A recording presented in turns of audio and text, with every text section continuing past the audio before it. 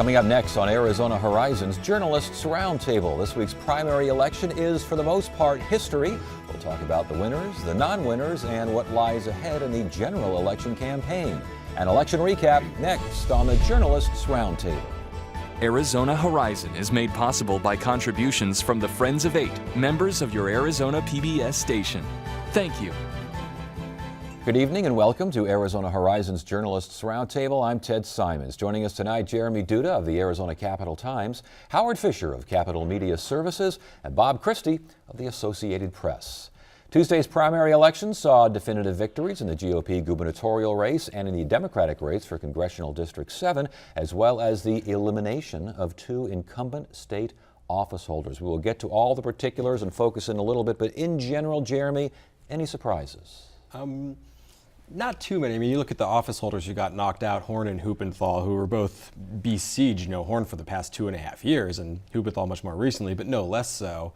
I think the treasurer's race maybe was a surprise, but I mean, for the most part, I think a lot of these ended up the way we expected. Although the margins, I think, were a little different. I did not expect Ducey to win by that large a margin. I mean, from early on, he was at 38-39% of the vote in a six-way race, and that was surprising. Brnovich's margin of victory, I think, was also a little surprising, given that his total campaign was, "Hi, I'm not Tom Horn." I honestly thought Andrew Thomas would do better. He has a certain core of supporters. He didn't crack double digits. What's going to be interesting to see is now that they've, as you say, we've knocked a couple of incumbents out, what opportunities that creates for the Democrats in these races. And I think that at least one of them is going to be a Democrat seat. Right. And we're going to talk about that in a little bit. But again, Bob, any surprises? I think the 7th Congressional District for some was a surprise, not necessarily because Ruben Gallego won, but because Mary Rose Wilcox didn't put up a bigger fight. She had Ed Pastors, a longtime congressman for the district, had his support. She has been representing parts of that district for 25 or more years.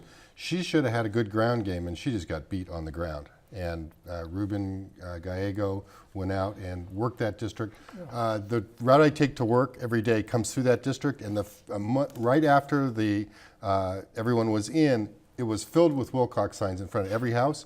2 weeks before the election, or 3 weeks before the election, it all switched to Gallego. And I said, I know, that's the ground game. The sign says it all, huh? Yep. Before we get any further now, independent voters, they were supposed to be a big factor. Could you see anything there? Not so much. I mean, everyone figured that more independent voters would mean more votes for Scott Smith. And it was pretty clear that he was banking on this a lot. And if that helped, we sure didn't see it. I mean, he lost by 15 points.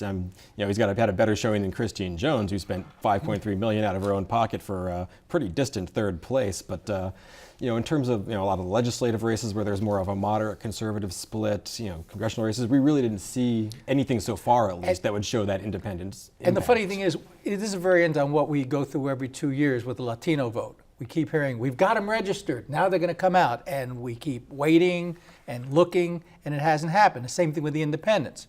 We've talked around this table on how you can go in and request an early ballot, or go in and request a ballot for either of the parties, and there were a lot of requests, but the returns didn't seem to be on par. It was only about half of those early ballots from the independents returned.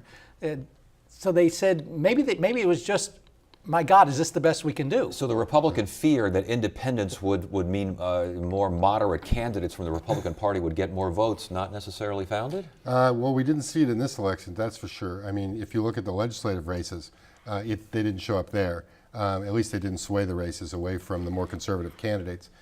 We didn't see it in the governor's race, where Mr. Ducey got the majority of the votes. Everybody who thought that Smith needed a huge independent turnout to win, and they didn't show up. Okay, let's get to the governor's race here. Did Ducey win this thing, or did Scott Smith and some of the others just simply not get to where we, or some, thought that they would get to? No, I mean, I think you have to give Ducey a good amount of credit. It was a pretty well-run campaign. I mean, well-financed to the hilt. I mean, he certainly benefited, I think, from a lot of missteps by his opponent. Scott Smith just got in way too late, and you could see that in the fundraising, you could see that in a lot of the endorsements, and then once he was really struggling for a while, and then once he finally started to get a little of that momentum, with the Brewer endorsement, it was just way too late to matter. He'd gotten way eclipsed on fundraising. IEs were beating the tar out of him, and and then Christine Jones, who just barely a month ago looked like Ducey's top contender, she just got pretty much carpet bombed with really effective negative ads, and she just sank like a rock and never recovered. Well, the other thing that happened is once Ducey recognized that he had the lead, he sort of disappeared. Certain debates, certain forums, he was supposed to show up at League of Cities. I mean, this is an important group of people, of elected officials from around the state. No, I have a prior commitment. And I think he recognizes that perhaps he doesn't do as well in those sort of situations. Now, it's going to be fascinating to see, now that we've got a head-to-head race, and I'm not minimizing the Americans elect or libertarian candidates, but really while we have a head-to-head race, how many of these he will show up for. His spokeswoman insists, we'll be out there. I'm not sure that he really wants to do as many head-to-heads with Duval, because while he's busy trying to paint Duval as the, quote, liberal lobbyist, Duval gets to point out, excuse me, we still don't have answers in terms of all that money that we supposedly got as a successful businessman for the sale of Cold Stone, and yet we find out that perhaps after they actually looked at the books and went through arbitration, maybe you only got 20 cents on the dollar. But balance the idea of you're ducking debates, you're ducking public appearances, you're afraid with whatever happened with the Cold Stone situation. So there was a little bit of, an arbitrator had to be involved, and there was a little bit of conflict there. Is it really worth it? Yeah, that's not really going to be the issue, I think, in the general election. I think what's going to be the general election is whether Duval can get Ducey to pin down, okay, you don't like Obamacare. You've talked about how in 3 years the guarantee goes away and we're going to tweak it. What are you going to do? What are you going to do about $2.9 billion in school funding that's due? He told me the other day, we may look at funding formulas if the courts tell us to do that. Well, that kind of hints that, we're going to be a big change in there. So, and it goes beyond that. The other thing that's going to be interesting to watch, and Duval doesn't have to do this because he didn't have a primary, is we always see this pivoting. In the primary you run to your right, your far right, as far as you can go comfortably. Now he needs to pivot back, particularly since Duval is lining up a bunch of current and former Republicans, led by, of course, former Attorney General Grant Woods, people like former Senate President Leo Corbett, Ann Mariucci, who was a Republican on the Board of Regents, who gives him a lot of cover over this charge that somehow he was responsible for higher tuition. So Fred's been out there building the coalitions, building that vast middle, and again, with independents outnumbering Republicans and Democrats. And if they do show up, that makes a big difference. But one thing I think Ducey's got going for him is he's weathered so many of these attacks already. And a lot of them are going to change because, what you want to hit someone on in a Republican primary is going to be different in a general. But, he had almost $1.4 million worth of attack ads run against him, seemed to have shrugged it off. Nobody really knows Fred Duval, and the people who are defining him the most strongly right now are the Republicans. You saw the day after the election, the day of the election, Duval launched his first ad, which of course had Grant Woods, saying, hi, I'm former Republican AG Grant Woods, and I supported Jan Brewer, and now I support Fred Duval. It's a relatively small TV buy, almost 3 times as large, more than 3 times as large as the TV buy the next day from the Republican Governors Association, saying, lobbyist Fred Duval raised your tuition. And that's going to stick. They like to, their immediate response was, well, we were forced into that because of all the Republican budget cuts. But Duval raised tuition a few times before any of those cuts ever happened. But again, what they're arguing is Fred Duval did not raise tuition. He was on a board that decided to raise tuition for a variety of reasons. And never mind the rest of it. I mean, I did a little bit of an analysis that from the time Fred Duval started on the board till he finished, per student funding went from $8,000 per student down to $5,000. And the percentage of the university budgets that the state funded went from 29% to 17%. Now, those are inconvenient truths. But they are ads, and they do stick if you repeat them over and over again. They sure do. And, Ducey ran a very smart primary campaign. I mean, by the time he pulled out the last week and a half of the race and said, okay, no more forums for me because I'm up too high, he had effectively created the narrative, set it in with voters, and stuck to his message. He's going to keep doing that in the general, and he's got the name ID now. So now he can reinforce that among Democratic voters and independent voters, and try to get some of them, secure his base, and then the other folks will come along and take out his opponent. And a lot of this is going to come down to whether Duval, or Duval, depending on who's pronouncing it, can find the sweet spot there. I mean, I interviewed him, as did everyone else, following the election, and it's, well, we need an ethics commission. I'm sorry. There is a spot that voters will go to, and it goes to this issue of the school funding. $2.9 billion that was cheated from students, even as the Republican legislature gave away millions and millions in tax breaks, 30% reduction in corporate income taxes, 10% in individual, accelerated depreciation.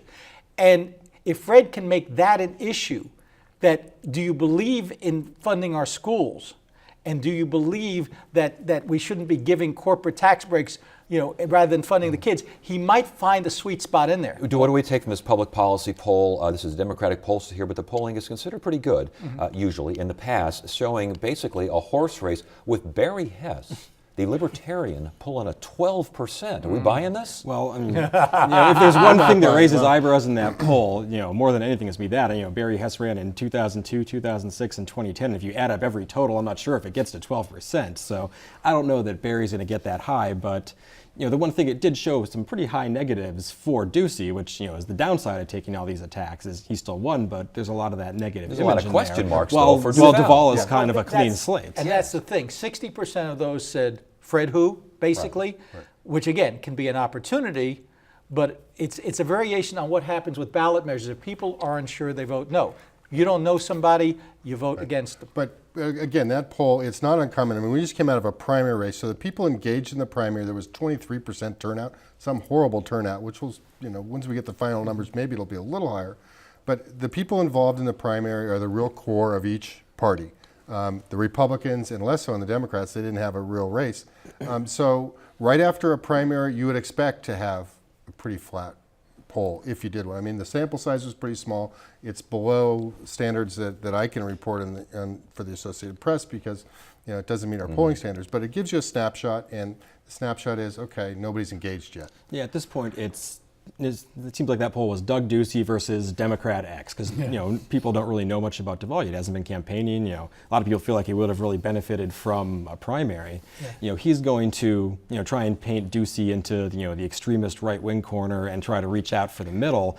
And Howie, you mentioned Ducey is going to try and pivot to the center, of course, which I think is going to be interesting because on some of these hot-button conservative issues, Ducey was very good at walking up to that line and talking a big game and not really saying what he's going to do. Medicaid expansion. Oh, this is terrible. This will bankrupt our state. We may have a reason right there why he doesn't want to do debates. Right, no, absolutely. But he never said whether he would keep it or get rid of it. Common Core. This is terrible. The feds are taking over education. But he never really said if he's going to get rid of it. He did a lot of debates in the primary, but you remember there's 6 candidates. Right. So the debates, even though there was, the longest one I think was 2 hours. These forums were not one-on-one. It was not one candidate versus another. But we should mention, when he ran for treasurer, he was on this set a couple of times for debates, and he one-on-one. He did just fine. I mean, it's not like he can't handle the situation. No. Again, you wonder whether or not he's got folks telling him you don't need the situation. Oh, I think he wants to avoid a lot of specifics. When you're up, that's what you do. Right. Now, there's one other interesting factor in this. Our good friend Jan Brewer, who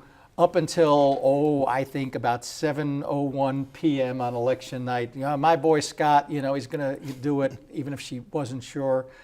And then the returns started coming in, and all of a sudden, by about 9 o'clock, she's downstairs. You saw the video at the top of the show, supporting, Doug. And, are people gonna buy it? I know she's a good soldier. Well, she went out to the ice cream social. She's done all that. She's traveled. She's doing some stuff for him. But at this point, what is her endorsement going to mean if you can pivot so easily from a guy who supports everything you want, like Medicaid expansion and Common Core, to a guy who supports none of what you want? So the question is, will she be out there supporting Doug Ducey? She will be to a certain extent. I mean, she's not on the Unity tour that's going on right now, but she'll campaign for him. I mean, as Howie said, she's a Republican, and she wants a Republican successor. Now, will she try to, what you hope in your successor if I was Jan Brewer, is that once he gets into office, he realizes, oh my gosh, I can't cut Medicaid because the business community will go nuts. Well, and the things that Jan Brewer learned when she came in 2009, when all the Republicans said, "Yeah, we finally got rid of Napolitano." We know Jan Brewer. Hey, wait a minute, what's she proposing? Last question on this. Okay, let's say she does go out there and support and endorse and stump for Doug Ducey. Does it make that much of a difference? It probably does. I think Brewer's probably still got a generally good reputation among voters. I mean, something especially because she's reached out to the middle so much. You know, what she needs to do with that is basically heal this very fractured Republican electorate that's very split up, it's very divided. It was a very nasty primary. Well, and she's got to kind of help bring these people and together. what she- Talk about that her endorsements in the legislative races and in other races around the state. Well, it's interesting because the Republicans, the incumbents who she endorsed and gave some money to out of her Arizona's Legacy PAC, who had voted for Medicaid expansion, all survived. One of them, in fact, became the Republican nominee for Secretary of State. However, she had also put up a slate of challengers to go after the bad Republicans, and they didn't do so well, which suggested incumbency is a lot more important than a gubernatorial endorsement or even the kind of money that she can put behind you, and that'll make it interesting to see what happens in January in terms of Medicaid. Right, and these legislative races, the money it's spent, with some exceptions like Mesa's district where Senator Worsley, where he spent $150,000, some huge amount of money for an LD seat, are fairly low. They're fairly low budget races. $10 or $20 or $30,000 at the most. The governor chipped in $10,000 or $15,000 to some of them. The challengers that the governor wanted to go in were in conservative districts, and so you would expect the conservatives to win there. Yeah, I mean, I think the big story out of this is more than what does Jan Brewer's endorsement do is simply the power of incumbency. A lot of the challengers she was supporting were going up against incumbents. The incumbents she was supporting all won, the challengers she was supporting all lost, and both sides pretty much claimed victory. I talked to the governor yesterday. I said, "Gee, all your incumbents won, but all these challengers got stomped." She said, "Oh, well, the incumbents won. That was the main thing. That's the important part." And she said, we were sending a message and everything else. To come back to the base question here is what she can do for Doug Ducey is take some of the Smith people who still have hurt feelings, who might otherwise skip the general election or skip that particular thing, and maybe bring them back into the fold. And Fred Duvall's role is to try to go to those Smith people, especially the independents, and say, listen, I'm the rational one in the room here, come to me. Speaking of that, bringing back into, are we going to see Scott Smith out there, Christine Jones out there stumping for Doug Ducey? It's hard to see. I think most of the opponents will probably endorse Ducey. I think Smith will. Jones, I'm not entirely so sure about. She seemed a little more upset about the way that primary. Well, when you spend $5.3 million of your own money and another $2 million of your former boss's money to get third place, there's a lot of hurt feelings. The Horn-Huppenthal races.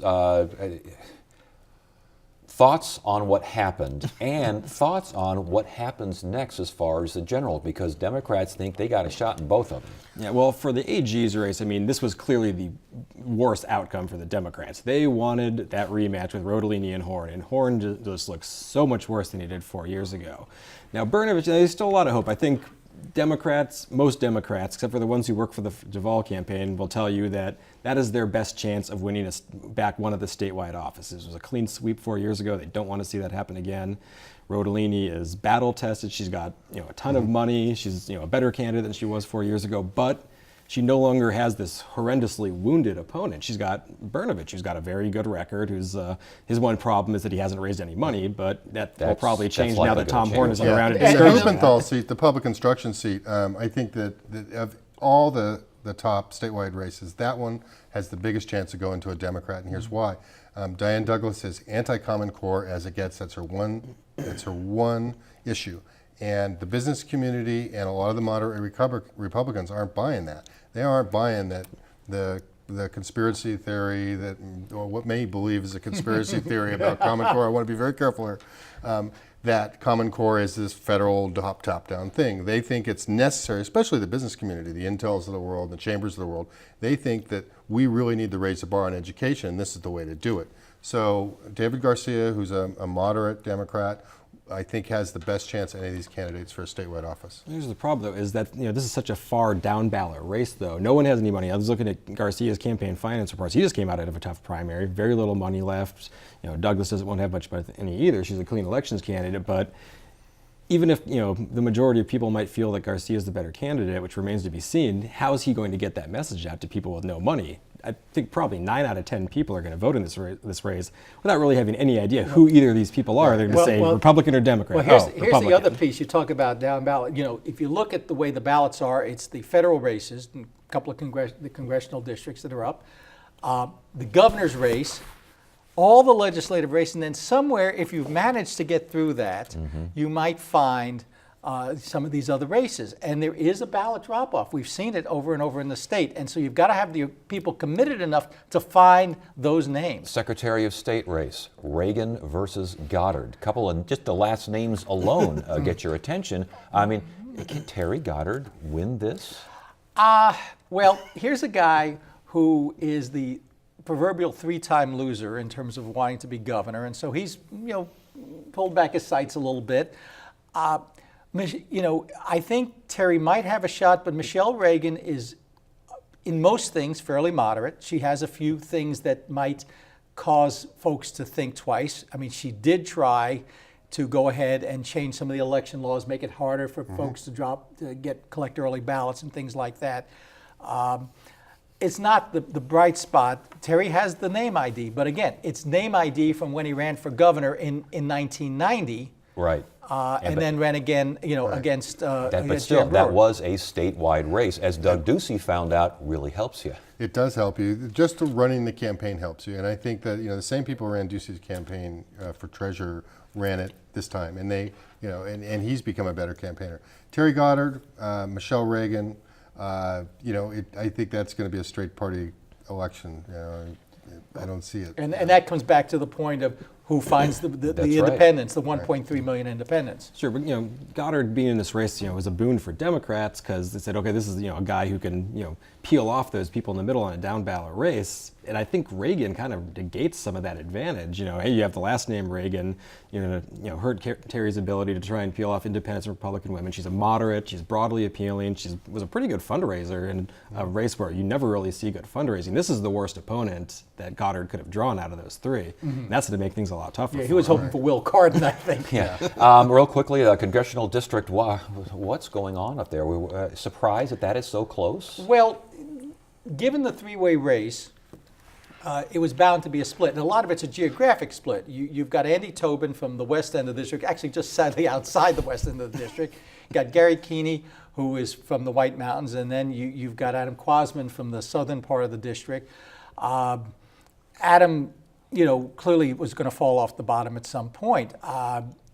Tobin thought if he just kept his mouth shut, given that Keeney and Adam had this tendency to blow themselves up, that he would do okay. But he also didn't have a lot of money. He tried to, the National did come in finally with a little bit of cash, but they're going to need to do a lot more against an incumbent like Ann Kirkpatrick. Yeah, I mean, I think Andy Tobin is probably very surprised. He's very surprised. I mean, when you saw the chamber come in with this big ad buy in the last 2 weeks, with Andy Tobin out there with the anti-Kirkpatrick ad, which was designed to scare off Democrats, but really, when it comes in at that time of a primary, it tells you that Andy Tobin thinks he might not win, and he's hanging on by the.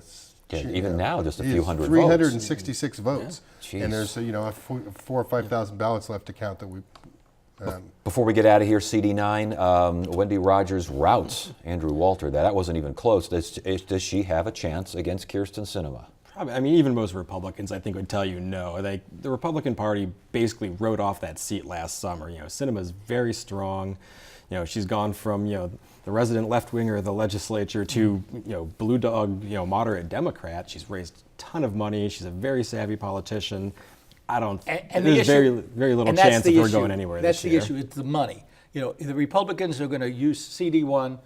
They're going to try to go ahead and unseat Ron Barber. And how much money do you want to put into a race where you could just end up throwing a lot of money, down the toilet? Okay, please. And you're already up in the House of Representatives, so you don't need to pad that to snuff as a Senate seat.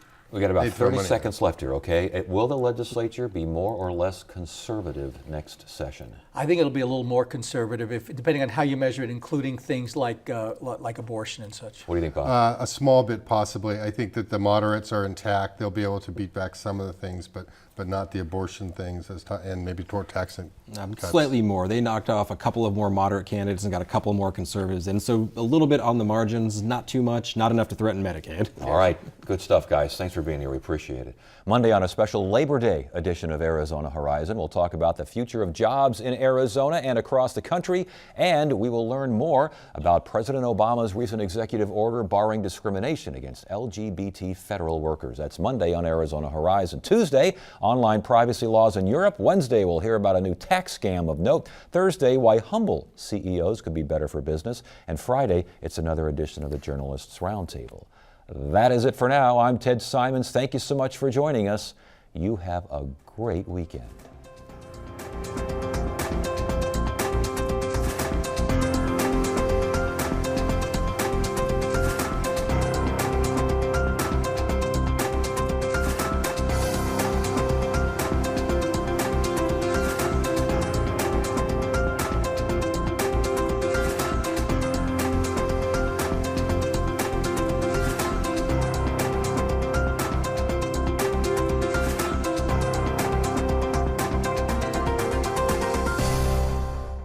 Arizona Horizon is made possible by contributions from the Friends of Eight, members of your Arizona PBS station. Thank you.